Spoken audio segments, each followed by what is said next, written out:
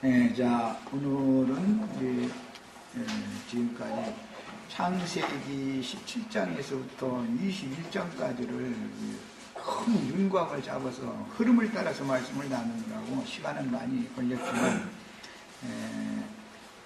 큰 윤곽의 흐름을 전체적으로 이해를 하시지 못한 상태에서 18장에 있는 이런 성경 구절들을 한 절 한 절 말씀을 강의를 해나가는 이해가 잘 안 되고 이것을 정리하기가 어렵겠다 싶어서 창세기 15장에서부터 언약 체결을 말씀을 나누면서 두 언약에 대한 말씀을 지금 해나가고 있고, 하갈을 통해서 나온 아들과 그 다음에 경수가 끊어진 사라의 태가 치료를 받은 후에 낳게 되는 그 아들에 관한 말씀을 지금 성경의 흐름을 따라서 이 말씀을 나누고 있는 중입니다. 지난 시간에 본문 말씀으로 들어가는 시간을 저 시간 가졌으니까 오늘도 이제 본문 18장의 본문 말씀으로 들어갑니다. 큰 흐름, 윤곽을 우선 잘 아시고 그 다음에 오늘 또 나눠지는 이런 본문 말씀을 본문 말씀의 그 내용을 잘 숙지하실 수 있는 은혜가 임하길 바랍니다. 본디 그 유대인들의 율법, 이제 이스라엘 12지파에게 주신 율법이라고 하는 것은 원래 아벨 대신해 주신 셋의 계보인 셈족의 그 문화와 관련이 있습니다. 그렇기 때문에 성경에 이제 구약 성경에 나오는 모든 말씀들을 이제 예수님은 모세의 글이라고 해서 이것을 모두 율법이라 그랬죠. 모세의 글, 시편 선지자의 글 이렇게 표현을 하셨는데 이게 다 율법이라는 거예요. 근데 똑같은 율법이지만 이 율법 속에는 이제 생명의 성령의 법 신약으로는 이렇게 말하는 그리스도의 법이라고 말하는 새 법이 여기에 포함이 돼 있어서 그 양면성을 이렇게 쭉 추구하다 보니까 시간이 좀 지연되고 있어요. 그래도 말하고자 하는 어떤 의도와 성경의 흐름에 대해서 윤곽을 잘 잡으셔야 됩니다. 다행히 우리는 이게 셈족계열의 민족이기 때문에 그 민족의 문화가 유전받은 것이 같은 문화권에 있었기 때문에 조상 대대로 성경을 읽으면 이해하기는 참 쉽습니다. 이게 뭔 말인지를. 마침 지난 주 동안에 우리 이제 자매하고 대화를 나누면서 무슨 연속극 같은 걸 보면은 왕후가 자식을 못 낳는 경우를 할지라도 첩들을 통해서 자식을 낳으면 입적을 왕후의 아들도 입적을 하는 것이지 첩의 아들이 되는 것이 아니죠. 그것이 셈족의 문화입니다. 이것은 사라가 자기 종을 첩으로 남편에게 주고 나서 그 첩이 낳은 아들은 사라의 아들인 것이지 하갈의 아들도 입적이 되는 게 아니라 법적으로는 이런 문화는 이 셈족에게서나 이게 이해가 되지. 유럽 사람들 야베 족속이나 뭐 저기 이제 뭐 아프리카 사람들한테 이런 얘기하면 도대체 그게 말이 되냐고 말이요. 응? 엄마가 낳았으면 그 사람의 아들 아니냐고 이렇게 생각할 거예요. 그렇지 않습니다. 우리는 지금 이런 문화가 지금 많이 이제 흐려져 가고 서양 분물이 이렇게 섞여 밀려 들어오는 바람에 흐려져 가고 있지만 우리의 어머니 때만 해도 예를 들어서 첩이 자식을 낳으면은 그 첩은 다른 데서 이렇게 그냥 겨우 먹을 거나 주고 살게 하고 아들을 딱 뺏어가 버리는 거예요.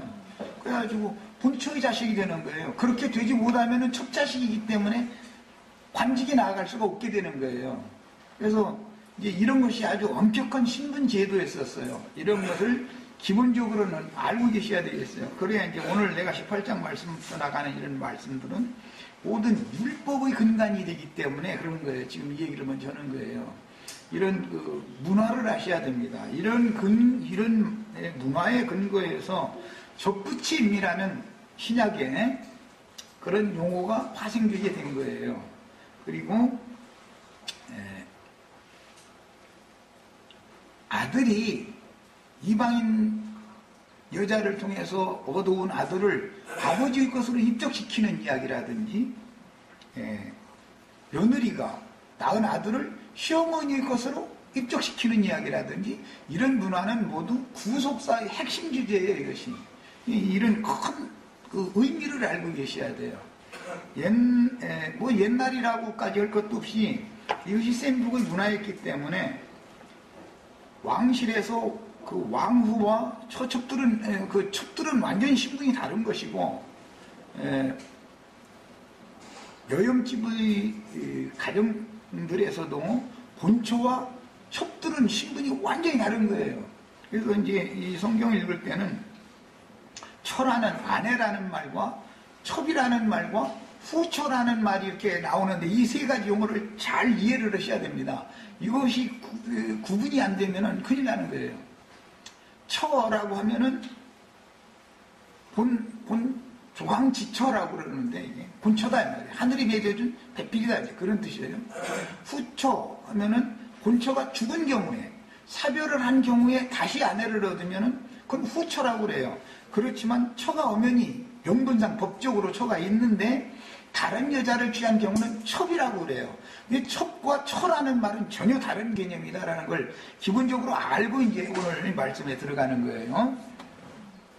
첩들이 많은 자식을 낳아도 그 첩의 자식이 아닌 거예요. 법적으로는 누구의 자식이에요? 처의 자식이 되는 거예요. 이것이 셈족의 문화예요. 이런 것에 근거해서 구속사가 계속 이어지는 것이다. 이런 셈족의 문화와 율법이 없으면 우리 같은 사람은 그리스도께 접붙임을 받을 방법이 없죠. 이방인들인 우리들은 이런 원리를 아셔야 되겠어요. 우선 첫 단락 18장 3절에서 6절을 읽고 이제 본문 말씀으로 들어갑니다. 이르되 내 주여 내가 주께 은혜를 입었사오면 원하건대 조음을 떠나 지나가지 마옵시고 물을 조금 가져오게 하사 당신들의 발을 씻으시고 나무 아래 씻어서 내가 떡을 조금 가져오리니 당신들의 마음을 상쾌하게 하신 후에 지나가셔서 당신들이 종에게 오셨음이니이다. 예. 자, 우선 여기 6절까지만 우선 한 단락을 살펴봅니다. 자, 아브라함이 급히 장막으로 가서 사라에게 이르되 속히 고운 가루 3스와를 가져다가 반죽하여 떡을 만들라 하고 이렇게 말씀하고 있어요.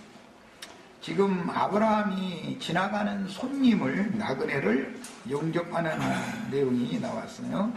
이 말씀에 근거해서 유대인들 이스라엘에게 주신 율법에는 나그네를 영접해야 되는 율법이 정해진 거예요. 뭐든지 어떤 근거가 있기 때문에 뒤에 그런 율법이 나온 거예요.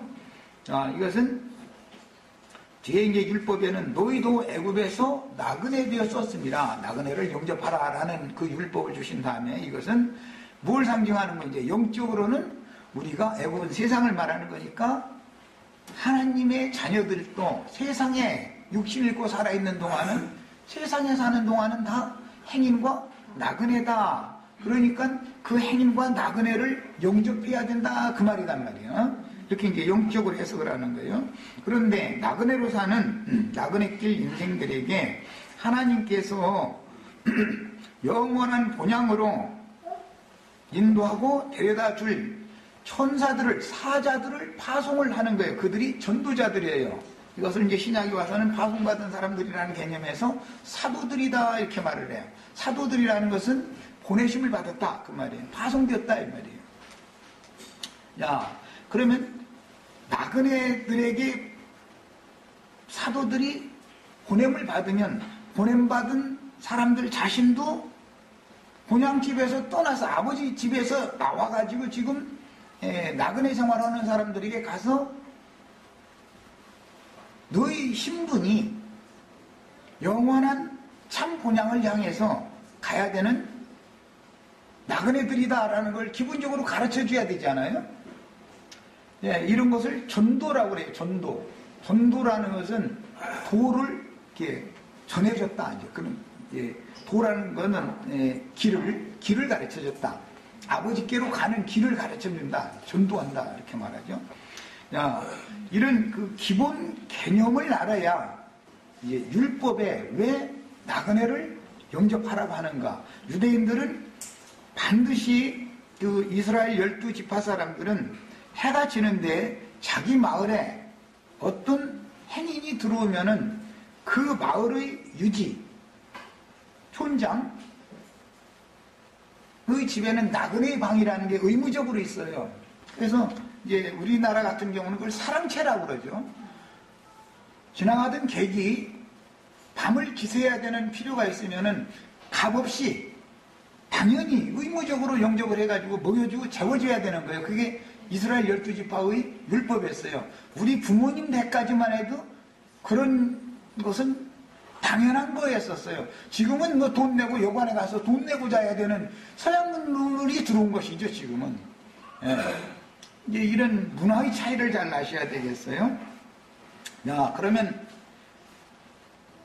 그 객점이라고 하는 나그네들이 쉬어가는 여관, 예수님이 이 세상에 오실 때 여관에서 태어나셔서 오시죠?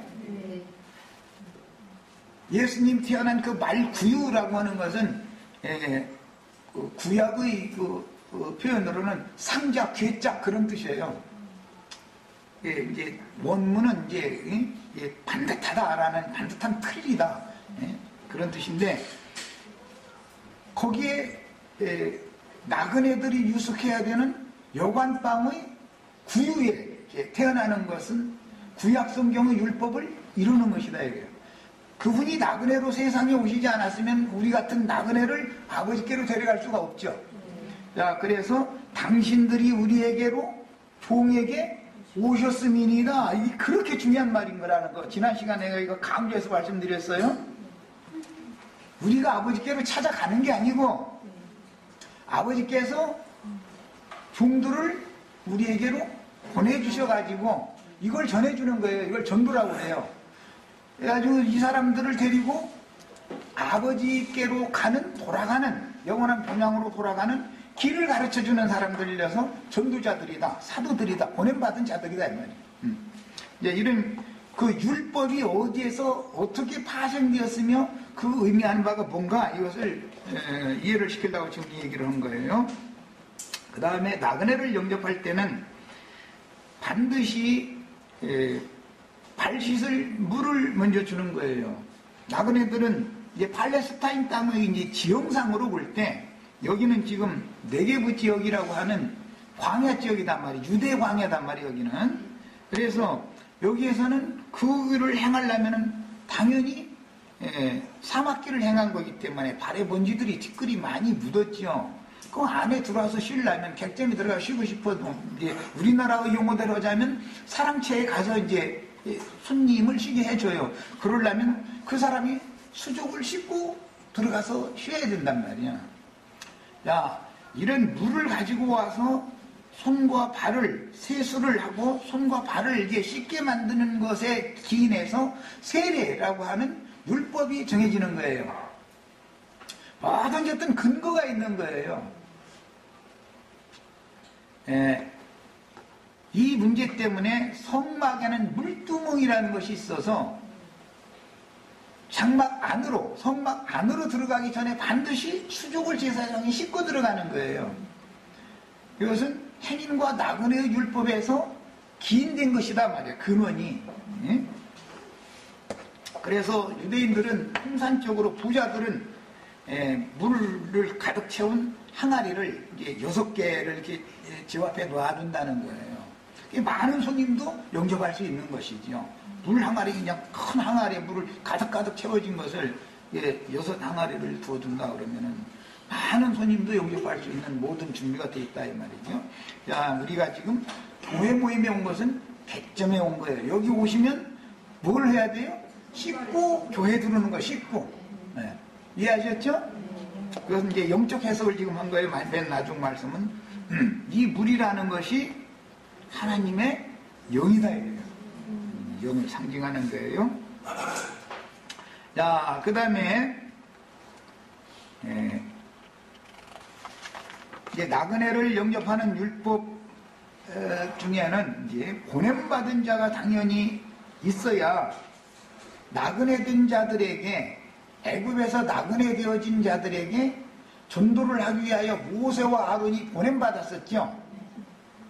거기서 두 증인이라는 말이 이제 파생된 거예요. 혼자 증거하면 안 되는 거예요. 모세를 보냈지만 모세 혼자 증거하면 확증이 안 되는 거예요. 그래서 모세는 계시를 받고 그 형 아론에게 말해주면 그 형 아론이 말 잘하는 의사를 가지고 태어났어요. 그래가지고 대언을 하는 거예요. 그래서 대언자, 예언자라는 선지자라는 말이 거기에서 또 파생이 되게 된 거예요. 야, 하나님의 말씀을 받았는데 받은 사람이 직접 대언을 하면 더 정확하지만 그 사람이 말을 잘 못할 수도 있죠. 뭐 모세가 하는 말 내가 입이 뻣뻣하여 말을 잘못해서 둔하다고 그리고 바울사도도 사람들 앞에 갔을 때는 말이 어눌하고 난 둔한데 그러나 사실은 내 속에 있는 영은 그렇지 않단 말이야. 이제 이런 표현을 했죠. 예수님도 아마 오늘날 기독교인들이 생각하는 것처럼 유명한 설교자들처럼 그렇게 은쟁반에 군붓을 흘러가는 그런 유창한 설교를 절대 한 게 아닙니다. 뭐 꼭 내 얘기하는 것 같은데 나처럼 이렇게 그냥 더듬부려 쌓고 단어 생각도 잘 안 나가지고 물어봐서 야, 내가 지금 무슨 말을 하려고 그러는데, 야, 이 단어가 생각이 안 난다. 예수님도 혹시 그랬을 수도 있다, 이 말이죠. 뭐, 그렇게 말, 전능자가 말이야.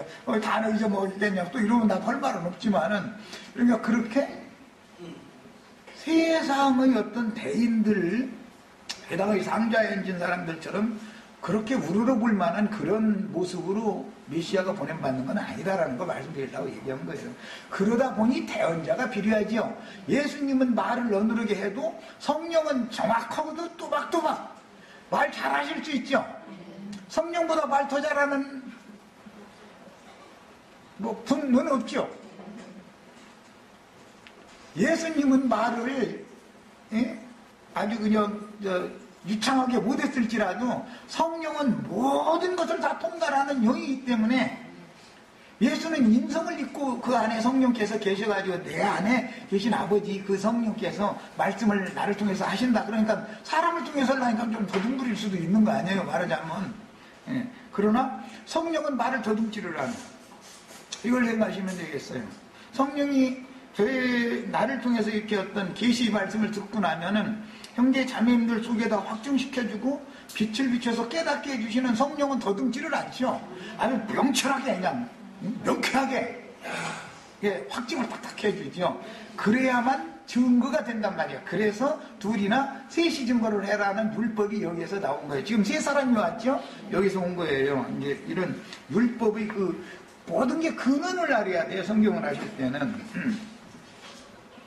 자, 그 다음에 이제 성도들이 쓸 것을 이제 공급을 하는 율법이 이제 나그네를 영접하는 율법 중에 당연히 나옵니다. 사람을 영접을 해서 쉴 자리를 예비를 해서 쉬게 해주면은 때가 되면 당연히 먹여야지요. 자, 그래서 이제 뒤에 아브라함의 종이 이삭을 장가드릴 때가 돼서 사라의 친정 동네를 가게 되는 거예요. 사라의 리브가의 친정 동네죠. 그게 바로 사라의 친정 동네였던 이제 아브라함의 처가 동네니까. 거기에 가면 그 사람들은 생활 관습이 뭐냐? 먼 데서 온 손님은 나귀를 여러 마리 끌고 올 수도 있고, 뭐 짐을 갖고 와야 되니까 그때는 사막길을 걸어 다니니까 이렇게 해서 오는 거예요. 그러면 나귀를 먹일 수 있는 물과 그 집과 이제 그 보리로 죽을 써서 이렇게 집에 섞어서 이렇게 먹이는 거니까 나귀 먹을 것, 사람 마실 물, 사람 먹일 것이 충분히 준비가 돼 있어가지고 돈 받지 않고 값없이 다 영접을 해서 다 먹여주는 거예요. 여기에서 그런 이제 행인과 나그네를 영접하면은 당연히 재워주는 잠자리만 제공해주는 게 아니라 숙식 전체를 제공을 해줘야 된단 말이야. 이게 유대인의 율법이에요. 이 율법이 이제 실제로 예수님을 통해서 이제 이게 확증되어지고 증거될 때는 행인과 나그네들이 고난 행로를 걷는 것은 이제 지팡이를 잡고 벌었기 때문에 이제 지팡이와 이게 이제 관계가 또 돼요. 이것은 야곱이 야복나루를 건널 때 이 지팡이 하나만 가지고 이 요단을 건너 싸웠더니, 그렇게 이제 그 뒤에 32장에 가면 이런 표현이 나오는데, 행인과 나그네들은 먼 길을 행할 때는 그냥 맨팔 치고 다니는 게 아니라 반드시 지팡이를 가지고 갔어요. 그 지팡이는 길 인도자를 상징하는 거예요. 사람보다 반드시 지팡이가 앞에 가죠, 이게 이렇게. 그런데 이제 출애굽기에 이걸 말씀을 보면은, 원래 모세에게 주신 하나님의 지팡이임에도 불구하고 모세와 아론의 지팡이인데 하나님의 지팡이라고 그러죠. 그런데 그 지팡이를 바로 앞에서는 집어 던져버려라 그래요. 그럼 바로 앞에서 모세가 지팡이를 던졌더니 뭐가 됐다 그랬어요? 뱀이 된다는 거예요. 뱀이. 자, 사람은 뭔가를 의지해서 살아야 되는 그런 본성을 가지고 태어난단 말이야. 사람이라는 건 행로를 걸을 때 이 애굽이라고 하는 이 세상을 지나가는 동안은 다 뭔가를 의지할 것이 있어야 된다 이거예요. 그 우리나라 사람들 속담에 소도 비벼야 될 언덕이 있어야 되는 것이지, 혼자 하는 말에 자기 어떻게 어디 가려도 못 온다 이제 이런 뜻으로 불쌍하고 가련한 사람들, 나 같은 경우 이제 뭐 조실부모에서 이렇게 잘하고 그럴 때는 어른들이 소도 비빌 언덕이 있어야 된다는데 너는 어디 의지할 데가 없다 이제 뭔가 이제 그런 표현을, 그게 셈족의 문화에서 나오는 표현들인 거예요. 자, 이제 그러니까 모든 인생이라고 하는 것은 스스로는 설 수 없고 스스로는 길을 갈 수 없다. 왜 길을 쓸 힘도 없을 뿐 아니라 걸으려면은 어디 목적지를 향해서 가는 표대를 정확하게 알고 있는 안내자가 필요하다라는 개념이란 말이야. 이런 개념에서 무슨 단어가 파생되냐면 믿음이라는 용어가 거기서 파생된 거예요. 믿음으로 행한다, 뭐 이런 말이, 믿음 이야기하면 반드시 행하는 것과 반드시 연결이 되는 거예요. 그것은 지팡이를 잡고 걷는다 그런 말이에요. 사실은 문자적인 개념이 그런 뜻에서 나온 거예요. 모든 인생들은 뭔가 나보다 능력이 있고 권세가 있고 힘이 있는 어떤 존재를 의지해야만 인생을 바르게 표대를 향해서 걸어갈 수 있다, 이런 개념이란 말이야. 이 모든 것이 다 나그네의 율법이라고 하는 하찮은 것 같지만 그런 율법의 기초에서 다 파생되는 말들인 거예요. 자, 그 다음에 주님께서 이 땅에 오셔서 이제 제자들을 70제자도 보내시고 12제자도 보내실 때 둘씩 이렇게 결이 짝을 지어서 보내셔요. 이것은 이스라엘의 율법에 소나 나귀를 이제 농사를 질 때 혼자 하면은 너무 힘드니까, 소가 한 마리의 쟁기를 채워서 하면은 너무 힘들잖아요, 소가. 그러니까는 둘이 동역해서 하도록 결의를 지어서 밭을 갈도록 율법에 정해졌단 말이야. 그 율법을 이루는 것이 둘씩 짝을 지어서 보내는 거예요. 그러면 보냄받은 증인들은 혼자 사역을 하는 것이 아니라 거기에 동역자가 필요로 한다 이 말이란 말이에요. 그러면 짐을 서로가 반으로 나눠지니까 훨씬 이 사역이 쉬운 것이죠.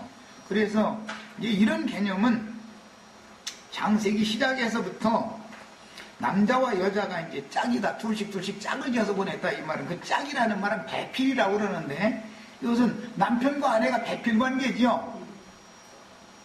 아내는 무슨 목적으로 하나님이 지어준 거죠? 돕는 배필이에요. 돕는 배필이에요. 동역을 한다는 것은 돕는다 그런 뜻이에요. 돕는다, 서로가. 남편은 아내를 돕고 아내는 남편을 도와야 가정이 세워지는 거예요. 저기 우리 저 김은상 형제 안 나왔어 오늘? 그 앞에 있구나. 네. 둘이 돕는 거예요. 혼자 하려고 돕다 노려고 하면 힘들어서 못해. 남편은 아내를 돕고 아내는 남편을 돕는 거예요. 이게 서로 배필이라는 말은 그런 관계성을 말하는 거예요.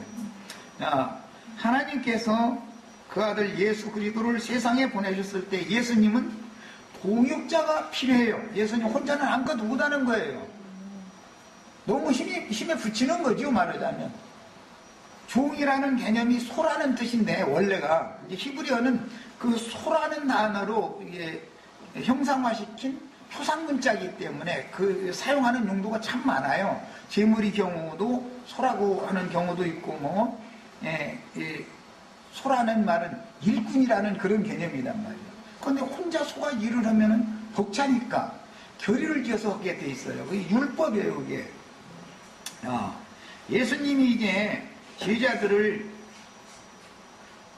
파송을 하실 때 먼저는 자기 땅, 자기 백성에게 보내심을 받았으니까 이스라엘 12지파가 거주하고 있는 팔레스타인 경내에 파송을 당연히 하시겠죠. 그때 둘씩 짝을 지어서 보내시는데 어떤 말씀에 보면 지팡이 외에는 아무것도 가져가지 말라라는 말씀이 나오고, 왜? 행인과 나그네를 영접해서 숙식을 제공해 주는 것이 이스라엘 12지파의 생활관습이고 의무니까 팔레스타인 땅의 예수님 유대인의 동족들에게 보낼 때는 아무것도 가져가지 말라고 그래요. 다만 지팡이만 가져가라고 그래요. 지팡이 외에는 이렇게 말씀하셔요. 자, 그러면 그 지팡이는 무슨 지팡이냐?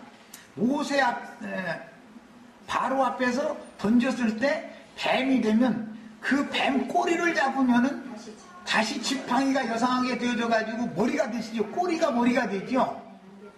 이것 때문에 어떤 말씀에는 지팡이도 가지고 가지 말아라 라고 되어 있고, 그 말은 무슨 뜻이에요? 네가 지금까지 알고 있는 성경 지식, 네가 지금까지 안다고 하는 거, 은혜를 받았다고 하는 거, 그거 다 지난 것, 옛 것은 다 던져버려라 이거예요. 그리고 지금부터 네가 지금까지 아무것도 아니라고 생각했던, 꼴이라고 생각했던 것을 그걸 잡고서 그것을 지팡이 머리로 삼고서 가라, 그 말이에요. 그러니까 유대교 지도자들에게 4,000여 년 동안 가르침 받았던 모든 관념들이 있는 제자들이죠.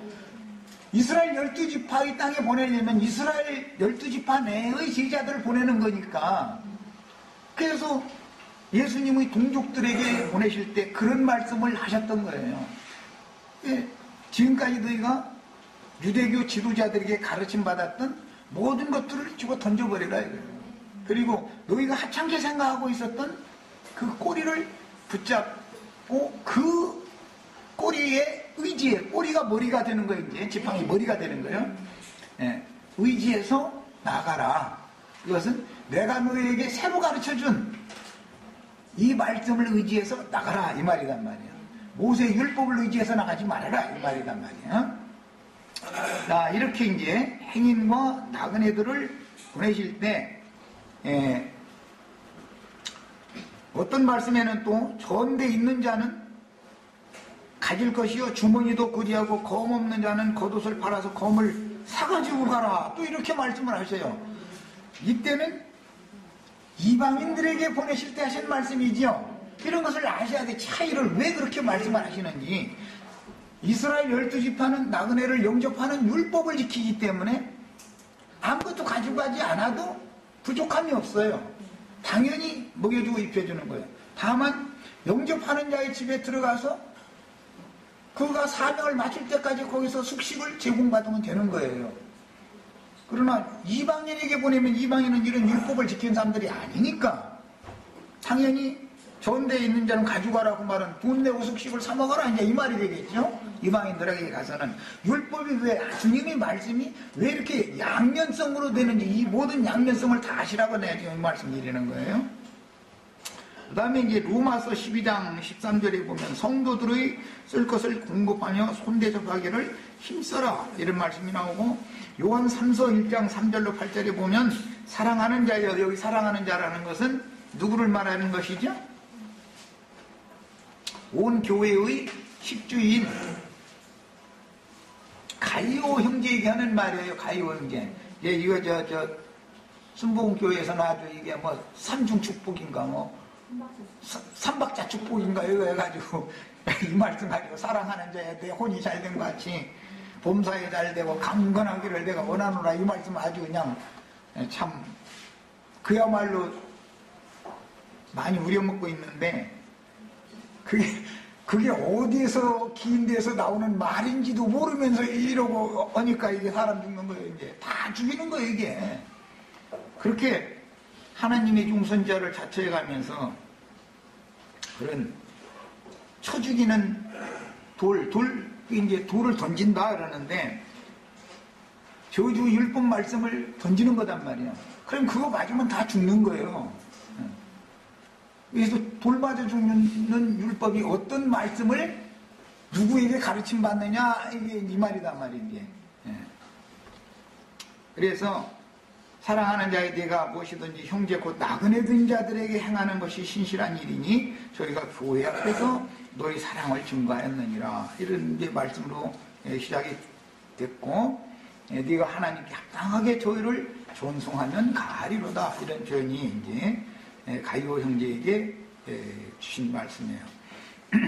왜 그랬냐? 이는 저희가 주의 이름을 위하여 나가서 이방인에게 아무것도 받지 아니하니라.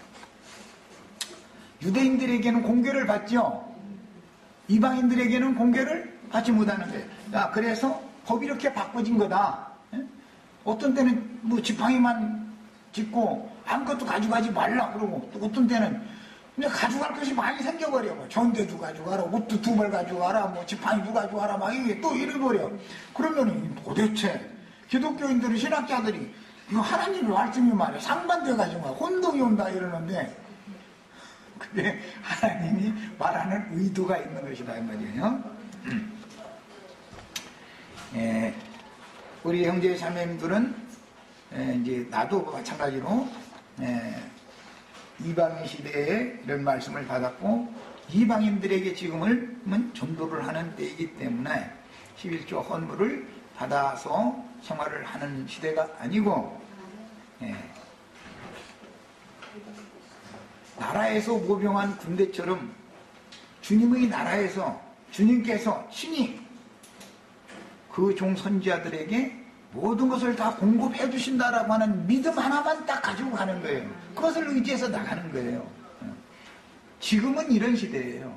앞으로 천년왕국이 오면 율법이 다시 회복되죠. 당연한 거예요, 그거는요. 이스라엘 12지파는 그들의 신앙을 갖는 거니까. 그 다음에 이제 디모데전서 5장을 찾아 읽겠습니다.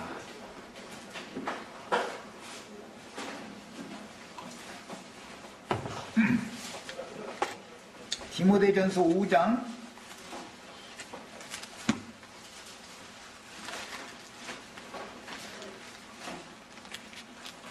1절부터 14절까지 쭉 읽겠습니다. 형제들아, 내가 지금 잘못 썼어요. 읽어나갑니다. 꾸짖지 말고 권하되 아버지에게 하듯 하며 젊은이에게는 형제에게 하듯 하고, 늙은 여자에게는, 여기 늙은 여자는 사라에서 연유된 딸이라는 거 알 수 있죠? 나는 노쇠하였고 내 남편도 노쇠하였으니 나에게 무슨 기쁨이 있으랴, 이렇게. 그래서 하나님이 아들 준다고 그러니까 무섭다는 거잖아요. 자기 소망이 없는 여자죠. 자, 그럼 늙은 여자라는 것은 세상에 소망이 있어요, 없어요? 젊을 때는 세상 사랑하지 말라고 내가 한다 해도 소용없는 소리죠. 속에서 거슬리죠. 나이가 먹어지면 그래, 역시 성경 말씀이 맞아. 세상에 있는 거 아무것도 가져갈 거 없다는 말이 정말 맞아. 이게 너무 자꾸 절실해지죠. 그런데 이제 어떤 사람은, 타락한 사람은 노욕이다 그래가지고 자기 자식에게 뭐 막 유전해 주려고 이런 막 욕망이 막 속에서 없어지지를 않죠. 자기 자식을 주님께 바쳐야 되는데 그걸 바칠 줄 모르는 거, 자기가 어떻게 해보려고 그러는 거예요. 컨트롤을. 인간이 자기 자식 컨트롤할 수 있어요, 없어요? 이제 경험을 해봐야 알아. 나는 의무를 행할 뿐이지, 그 아이가 장성해서 자기 가정 이룰 때까지 부모는 의무를 행할 뿐인 것이지, 왜 하나님께서 나에게 태의 열매를 줬으니까 책임을 당연히 해야 되는 거예요, 어릴 동안에는. 그러나 그가 장성해서 자기 가정을 이루면 시어머니가 가서 며느리 살림한 데 가서 냉장고 조사 날마다 한 번씩 해야 돼요? 안 해야 돼요? 썩어도 놔두세요. 썩어도. 알아서 그지 뭐. 알아서. 날마다 와서 냉장고 조사하고 화장실 문 열어보고 냄새 킁킁 맡아 쌓고 그러면은 나중에 힘없어지면은 밥도 제대로 못 얻어먹어. 시어머니도 지혜로우셔야 돼요. 그래서 젊은 여자에게는 온전히 깨끗함으로 자매에게 하듯 하나. 자, 이제 줄쳐놓습니다. 참과부인 과부를 존대하라. 거기 줄쳐놓습니다. 참과부가 있으면 가짜 과부도 있네, 이제. 그런데 가짜 과부라고 되어 있지 않고 젊은 과부라고 나오죠. 자, 이제 읽어 나갑니다. 참과부와 젊은 과부에 대해서 지금 초점을 맞춘 거예요. 만일 어떤 과부에게 자녀나 자손들이 있거든 그들로 먼저 자기 집에서 효를 행하여 부모에게 보답하기를 배우게 하라. 이것이 하나님 앞에 받을 만한 것이니라. 참과부로서 외로운 자는 하나님께 소망을 두어. 참과부로서 외로운 자는 지금 사라는 참과부죠. 상징이죠. 하나님께 소망을 두어 주야로 항상 간구와 기도를 하거니와 향락을 좋아하는 자는 살았으나 죽었느니라. 과부인데도 불구하고 향락을 좋아해. 그러면 늙어도 추하게 늙는 사람이죠. 젊은이들 축에 가서 자꾸 끼려고나 해서 이래서 하면 젊은이들이 부담스럽잖아요. 네가 또한 이것을 명하여 그들로 책망받을 것이 없게 하라. 누구든지 자기 친족 특히 자기 가족을 돌보지 아니하면 믿음을 배반한 자요 불신자보다 더 악한 자니라. 그랬어요. 그러니까 예배당에 나오기만 다 구원받는 게 아니라 예배당에 나왔는데도 불신자보다 더 악한 판단을 받을 사람도 있을 수가 있죠. 그것은 인생사에서도 부모님이 연로하시면은 당연히 자식이 공개를 해야 되는 것은 의무다 이 말이에요. 그런데 오늘날은 자식이 부모 공개를 안 하려고 하니까 나라가 그러면 국민들이 세금을 내시오. 나라가 책임져 주겠소. 이런 것이 서양 문물이 들어와서 그러죠. 쌤 쪽에서는 이런 일이 절대 없어요. 네. 쌤 쪽이면 하는 그런 일이 절대 없는 거예요. 이것은 위법이에요. 말하자면 하나님의 법을 지금 세상이 돌아가는 모든 것들은 풍조는 세상의 풍조일 뿐이지 하나님의 법에는 맞지 않는 짓을 하는 거예요. 우리 교회의 지체들은 적어도 젊은 청년들은 부모님에게 효도하고 부모님이 죽는 날까지 효도를 다 해야 돼요. 이건 너무 당연한 거예요. 말할 필요도 없어요. 이것은. 또 이제 효도를 받으려면 또 부모도 부모답게 처신을 해야 되는 거고. 그 다음에 이제 중요한 거 또 줄쳐놓습니다.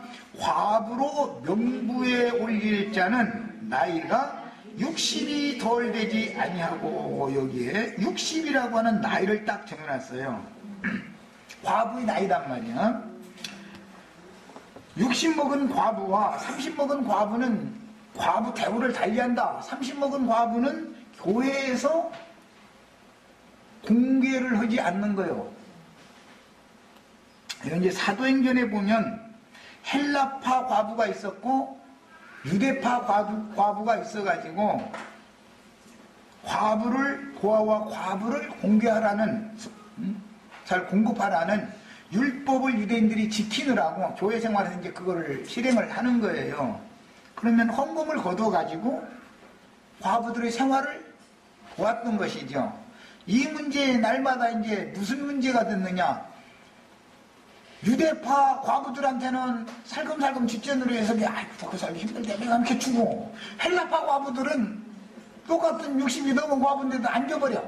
그러니까 이제 헬라파 과부들이 이제 이의를 얘기하는 거예요. 이제 할 말 있습니다. 이러고 나서 뭔 얘기인데? 하고 들어보니까 아니 나는 우리 조상이 이방 땅에 흩음을 당해가지고 거기서 유리걸식 하다가 터전 잡아가지고 거기서 태어나게 해서 내가 이방 땅에서 살고 있지만 내 뭔 혈통의 계보는 나도 여전히 유대인입니다. 나도 히브리인, 똑같은 히브리인입니다. 왜 우리가 사는 곳이 이방 땅이라 해가지고 이방 땅 과부들한테는 뭐 쌀 몇 개씩 주는 거 치사해서 아니 그렇게 할 것 같으면 사람 잡으러 같으면 줘도 안 가지 줘도 안 가지 이렇게 나온 거예요. 이제 뭐 그렇게 구절이 있느냐고 또 이제 따질 감소인데 사람이랑 화나면 그렇게 말하니까 하는 소리예요. 그 베드로가 이걸 가지고 기도를 해봤더니 너는 날마다 교회라는 건 구제 사업하는 것이 교회가 아니다. 그런 것은 집사들을 뽑아서 잡다한 집사라는 건 봉사를 하는 자들이다라는 뜻인데 잡다한 교회의 봉사는 집사님들한테 맡기고 너는 기도와 말씀 전하는 일에만 전무를 해라. 그래서 사명이 다르구나 라는 걸 알았단 말이에요. 하나님의 나라인 교회에서 사명이 다르지요. 직분이 장로의 직분과 집사의 직분이 다른 거예요. 응? 그렇다 해가지고 뭐 상급이 다르다 이제 이런 뜻은 아니고 그 은사가 그게 아니다 이 말이에요. 서로가 다르기 때문에 그런 거예요. 그래서 참과부 얘기가 나왔고 이제 더 나가겠습니다. 참과부는 어떻게 되냐? 과부로 명부에 올릴 자는 나이가 60이 덜 되지 아니하고 60 이상이어야 된다 이제 그 말이죠. 한 남편의 아내였던 자로서 여기서는 아주 중요한 문제가 제기가 됐어요. 남편이 한 남편이었어야 된다. 조건이 그거예요. 교회에서 돌봐주려면 남편이 여럿이 있었으면 60 이상 됐어도 교회에서 도와주지 않는 거예요. 셈조고의 문화는 한 남편의 한 아내를 원칙으로 했다. 그것을 알 수 있는 것이죠. 장로도 한 아내의 남편이어야 된다라는 것이 원칙이죠.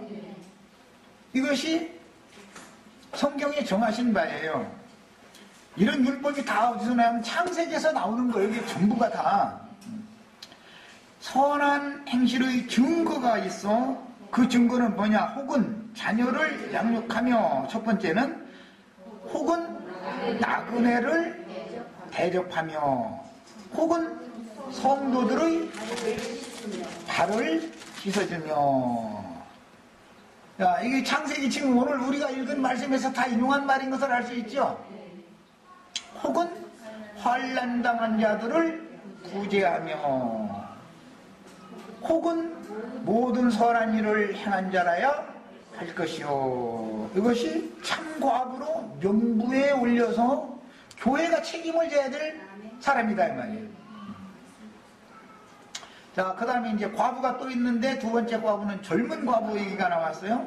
우선 하갈은 젊은 과부지요. 사라는 늙은 과부예요. 근데 화면에 아브라함이 살아있는데 그러냐고. 이것은 상징이다 이 말이에요. 그건 상징이다. 젊은 과부는 올리지 말라. 뭐에? 과부의 명부에. 남편이 죽었다고 해서 그냥 무조건 과부 명부에 올려서 교회가 짐을 지는 게 아니라 이게 자기 스스로 살게 놔둬라 이 말이에요. 스스로 살 힘이 없을 때는 자녀가 그 과부된 어머니를 당연히 책임을 져야 되는 거예요. 그게 앞에 나온 얘기였어요. 젊은 과부는 올리지 말지니 이는 정욕으로 그리스도를 배반할 때에 시집가고자 함이니. 이제 이 말씀 가지고 이제 기독교계에선 재혼이 허락이 되냐 안 되냐 막 해가면서 막 그냥 난리지요 지금. 그런데 다 재혼 만약에 젊은 과부가 되셨으면 재혼하세요. 기독교는 하지 말라고 그러는데 나는 왜 재혼을 하라고 그러느냐. 첫 남편이 죽어서 둘째 남편한테 시집을 가는 법이 새 법으로 또 있으니까 나는 자신 있으니까 하는 말이야. 성경 구절 할 수 있으니까. 유대인의 율법에는 과부가 시집가면 몸을 더럽히는 것이다 해가지고 시집을 못 가는 건 유대인 율법이죠. 그래서 혼자 살면 이제 수절과부다 그래가지고 참 굉장히 이게 우러러보고 그러는데 뭐 물론 그것이 나쁜 거는 아니겠습니다만은 그러나 신약에서 예수님과 성령의 법으로 새로 정해준 것은 젊은 과부들은 시집을 가서 아이를 낳고 자기 집을 다스려야지 이 집 저 집 다니면서 쓸데없는 말이나 물어내나 쌓고 말을 그렇게 했는지 안 했는지 대보러 다녀 쌓고 불려다녀 쌓고 그런 짓을 하면 안 되는 것이죠. 시간이 돼서 저희까지 14절까지 그냥 15절까지 읽고 마치겠습니다.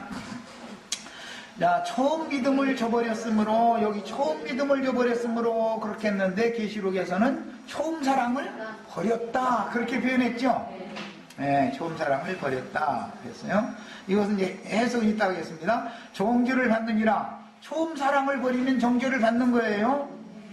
또 그들은 게으름을 일으켜 집집으로 돌아다니고, 게으를 뿐 아니라, 젊은 과부가 자기 남편을 처음 사랑을 믿음의 대상인 의지할 대상을 젊은 과부는 버린다. 그게 무슨 뜻인지를 지금 뭐 내가 설명할 것 없이 한번 잘 생각해 보세요. 육신적으로 과부인데 자기 남편을 자기가 버린 게 아니죠. 과부가 되려면 하나님이 그 남편을 데려가셨기 때문에 그렇게 된 거지. 그런데 하갈이 광야로 도망가면 버리고 도망간 거죠. 이제 이런 거에 대해서 연유되기 때문에 내가 이제 이런 얘기 해드린 거예요. 야, 또 그들은 어떻게 한다 그러냐? 게으름을 일으켜서 집집으로 돌아다니고 게으를 뿐 아니라 쓸데없는 말을 하며 일을 만들며 마땅히 아니할 말을 하나니. 이것은 참 해석이 필요한데, 물론 세상에서도 어떤 젊은 여자가 다니면서 이게 이리저리 다니면서 말이나 물어내게 그 말을 했냐 안 했냐 해가면서 이제 그런 데나 연루돼 가지고 이러고 다니고 그러면 그건 세상에서도 부끄러운 일이죠. 그러나 이것은 이제 교회에서 남편의 집을 버리고 나간 여자가 광야를 헤매는 여자라는 것은 광야에 이 집 저 집 다니면서 말하자면 시어머니 노릇, 이 집에 가서도 시어머니 노릇하고 저 집에 가서도 시어머니 노릇하고 하는 상태를 상징한 말이에요. 그러다 보니까 하갈의 자녀가 그렇게 많이 나게 된 거예요. 사실은 이제 우리나라에 뭐 이 얘기 좀 너무 저거 하니까 안 해야 되겠다. 속담에는 찬장에 그릇하고 뭐하고는 내걸리면 안 된다. 이런 말이 있어요. 이 집 저 집 돌아다니는 것이, 그것은 자기가 스스로 남편을 버리고 떠나가지고 나는 해방받았다, 자유를 가진 자다라고 하지만 사실은 그것은 방종에 떨어진 것이지 자유가 아니죠. 그래서 이런 말씀 때문에 자유를 준다 하여도 자유를 주는 게 아니라 방종에 떨어지게 해서 더 악한 자가 되게 만드는 것이죠. 그 육체의 기회로 삼는 거예요. 하나님이 주신 참 자유를, 그런 경우를 말하는 거예요. 이제 이 참 과부와 젊은 과부 이야기는 다음 시간에 잠깐 설명을 또 하고 말씀을 이제 시작할 겁니다. 그러므로 젊은이는 시집가서 아이를 낳고 집을 다스리고 대적에게 비방할 기회를 조금 더 주지 말기를 원하노라. 이미 사탄에게 돌아간 자들도 있도다. 만일 믿는 여자에게 과부 친척이 있거든 자기가 도와주고 교회가 짐지지 않게 하고 이는 참 과부만을 도와주게 하려 함이라. 젊은 과부는 교회에서 짐지지 말아라. 이제 여기까지 일단 읽고 마칩니다.